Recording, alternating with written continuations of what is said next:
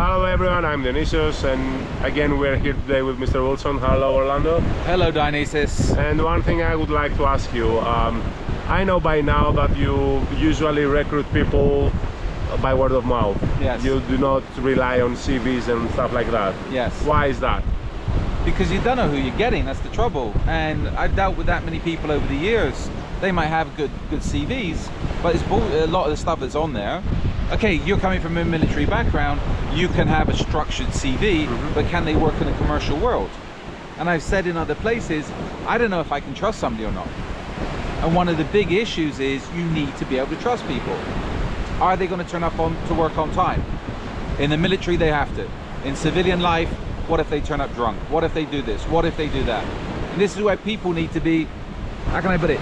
You need to find self-motivated people, not people that's come from an institution, and once they leave the institution, they can motivate themselves to start with. Okay.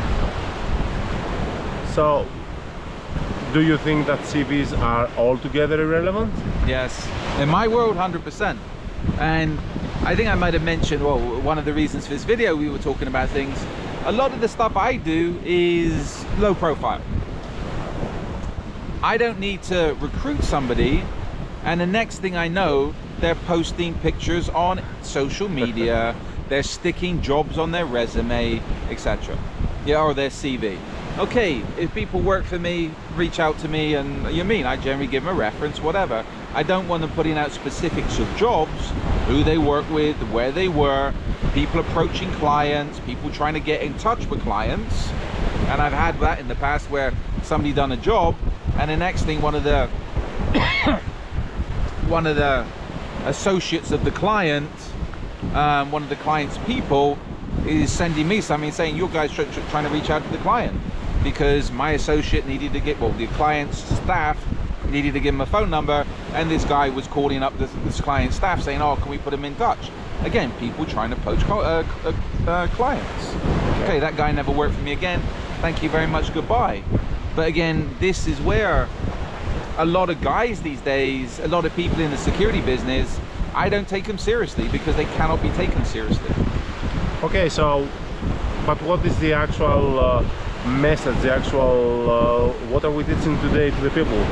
Yeah, it's down to you. We can teach people, you can have the skill set, but do they have the ethics? Do they have the values? Okay. And I think back in the day, it took a specific type of people to get into the close protection business. It was word of mouth, reputation, etc. These days, it's certificates. But again, if you can't trust somebody, you can have all the certificates in the world. And this used to be a red flag with people. Yeah, they send you a resume with a lot of courses, but they never done a job. Why? Or they've only done maybe one job, and okay, so they obviously messed up, or they can't be trusted. But these days, everybody's on about box ticking. Some of the jobs, I could call out for some jobs when I need people quickly.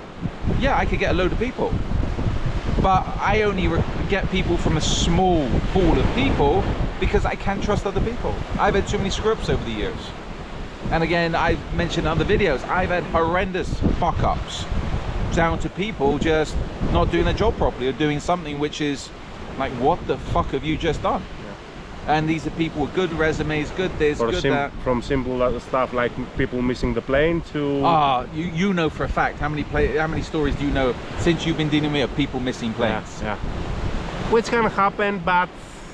It shouldn't happen. Yeah. But again, why do people miss planes? Largely down to they get into the airport late, etc., etc. Okay, one person missing a plane can cause us major issues, has caused us major issues. And it's not like we don't prepare people to get on the plane, right? They get the tickets in advance, they get everything attached, we tell them where to go, we tell them what to do, everything's good, everything's managed. What happens? The stupid motherfuckers can't get to the airport on time. Okay, don't lose your temper, that's... But again, it's true, right? Yeah, it's what's happening, But life, right? Such is life. Okay, any last thoughts you want to share with the people? No, it's okay. People need to think about, and this is what a lot of people don't cover on courses from what I've seen, is you can have the skill sets, but again, do you have the values? Do you have the ethics? Can you turn up on time and do the job? And this is where I would sooner take somebody these days who I know is trustworthy, and take them on jobs and guide them on the jobs to do things properly, rather than taking an unknown person that's got a flash TV. Yeah, because again, that way they're learning our way, they understand how we work. And the main thing with me is, you know what, you can think you're the best, you can think you're top. If you can't get onto a plane, if you can't turn up on time, if you can't do that, you're an absolute waste of space. Yeah. You're nothing more than a semen stain on a sidewalk, to put it politely. That's the polite way to put it. Anyway, that's all for today. Thank you for your time. Hope you learned something today, and you can always use the comment section below for some relevant comments and questions. That's all for today. And Bye. the last word, do not be a semen stain on a sidewalk. Be relevant. And share the video.